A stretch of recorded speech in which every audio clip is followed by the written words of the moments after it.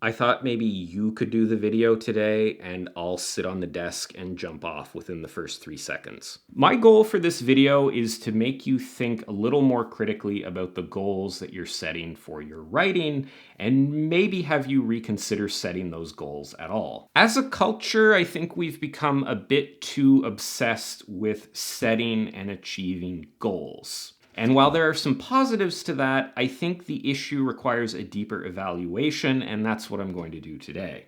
Goals are universally trumpeted as these amazing things that the high achievers and go-getters of the world use to help them attain ever higher levels of attainment. But a blind adherence to the usual dogma surrounding goals is not necessarily a good thing. The sort of deep, lasting, positive change that most people seek often requires more than just setting goals. I don't know that goals are necessarily the best vehicle if you want to change and improve who you are. And I think we've missed a lot of layers to this, and that is having a negative impact on a lot of people. I'm not against achievement. I'm not against improving yourself. I'm not even against goals, but I think we need to reframe how we think about some of this stuff, especially with regards to writing. Let's start by defining what a goal is. There's all sorts of different definitions out there, but for the purposes today, I'm defining a goal as a finite target for external achievement that requires some degree of altered commitments on the part of the goal setter. So something like writing an 80,000 word novel by the end of the year, or writing 500 words every day for a month, finishing an 8-week writing group workshop thing. Those are all examples of goals that the goal people would probably like because they, for the most part, fit the criteria of a good goal. People will tell you to make goals achievable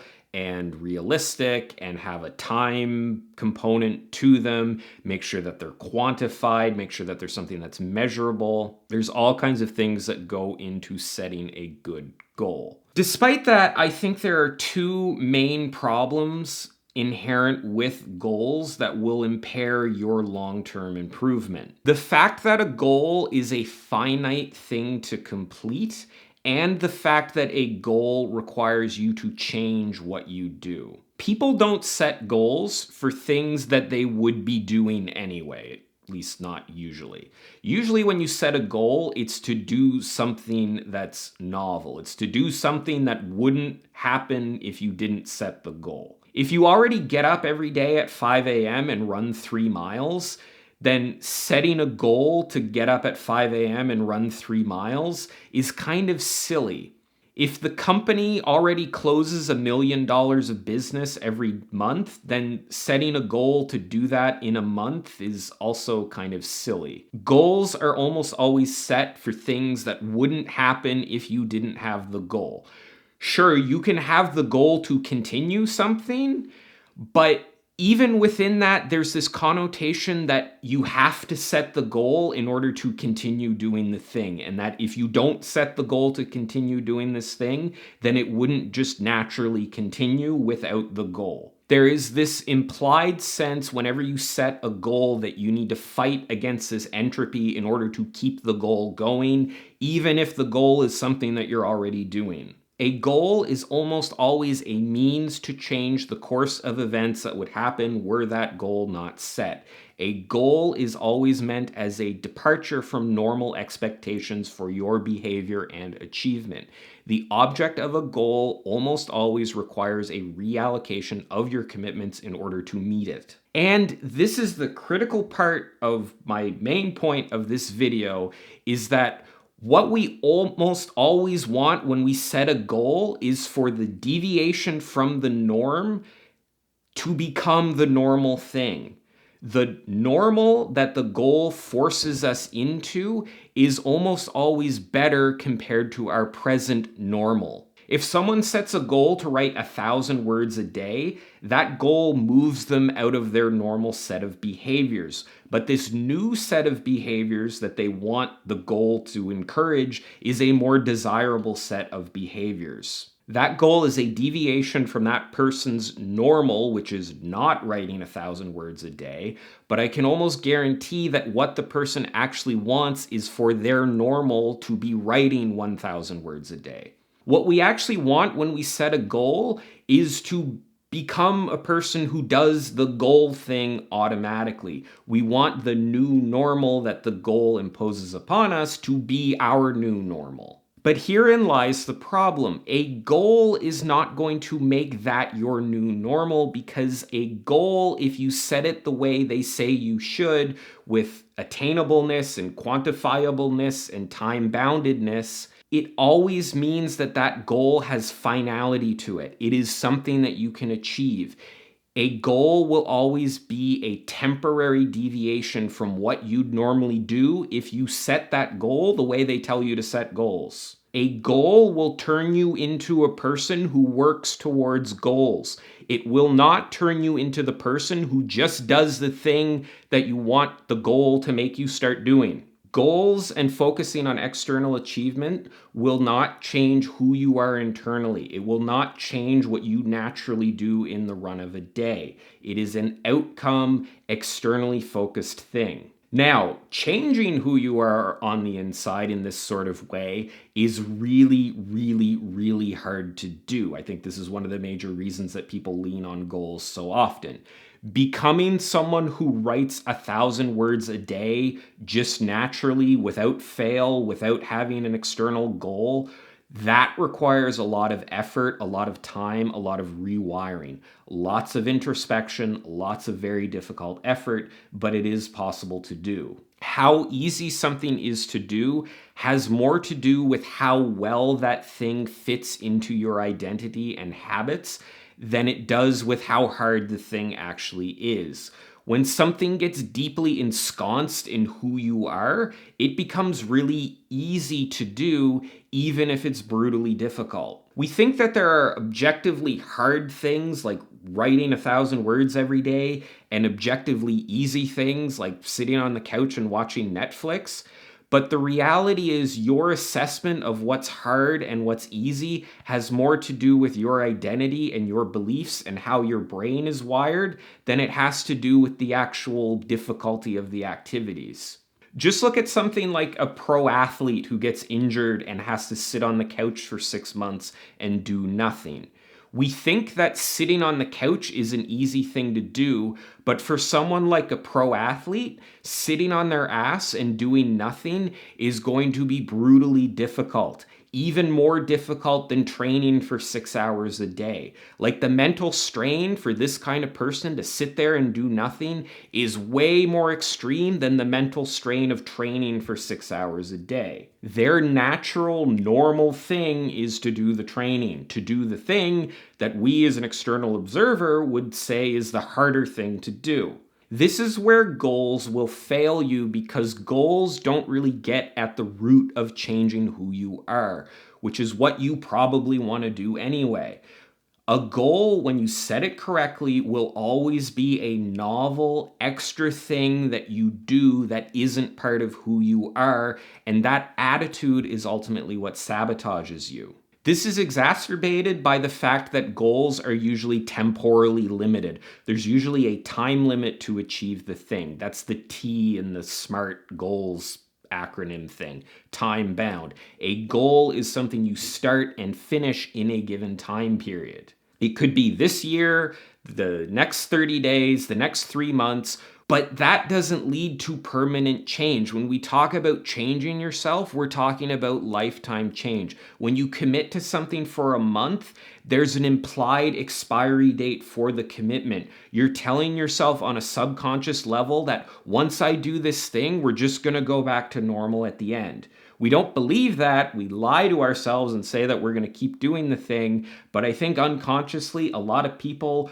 realize that they only have to stick this out for 30 days or 3 months or whatever, and then they can go back to doing the easy thing. People want to have their goal-related cake and eat it too. They want to change, but not forever, because doing something forever is really hard. Now, a lot of people, and I know what the rebuttal to this is going to be, they'll say if you commit to something for 30 days or 3 months, then you will develop a habit and that you will automatically start to do the desirable behavior because if you do it for 30 days, it'll become ingrained in your mind, blah, blah, blah. And there is some merit to that. But habits are still an external thing. They're almost like this parasitic thing that is external to you. It's like you have this habit and it forces you to do this thing. And if the thing it forces you to do is a good thing, then it's a good habit. And if it's a bad thing that it forces you to do, then it's a bad habit. We talk about habits like they're these tumors or these viruses that we pick up, and we focus on trying to pick up a good one and avoid the bad ones. If you have a habit to do something, that still doesn't mean that it's natural. It still doesn't mean that it's part of your identity. If you lose that habit or you get interrupted in it, you're going to stop doing that thing. Habits are great when they work, but anytime there's a discontinuation of them or something comes up that breaks that habit, you have to work really hard to establish it again. Habits, I think, are better, arguably, than just setting goals to do things, but I don't think they go deep enough. And I say this as someone who has tried to start so many habits and who sets way too many goals and has been doing this stuff for years and has come to this realization through years, if not decades, of failure and attempts to change that never actually worked out. If you're asking at this point what we do instead of goals, I think, and this is a very hard thing to do, but I think you need to really figure out what are the things that are important to you. And if you aren't already doing those things, you need to recognize that it's because they aren't actually that important to you. Anything that you choose to do willingly in the run of a day is important to you on some level. Your mind values it in some way. You get some kind of reward out of it. If something is going to be important enough for you to do it regularly without the support of something external like a habit or a goal, then it's going to be important because of what goes on in here. Because you have made it important, because you have evaluated and assessed the reasons that it is important. Not because you did some 28-day challenge, not because you developed some kind of habit that makes you blindly do the thing every day without thinking, but because you have taken a long look at what you value and decided that you are going to work towards those things. You have evaluated the rewards that you get or don't get from the different activities that you can engage in. This is very difficult to do. It takes a lot of self-reflection and introspection. And I think in general, as a society, we are very quickly losing access to these kinds of skills. You know what you should do. You know what your day should look like. If I ask you to sit down and write out the things that you should be working on and how you should be budgeting your time. And if you don't know this, if you can't do that, then it's probably because you haven't sat down and really looked at the issue.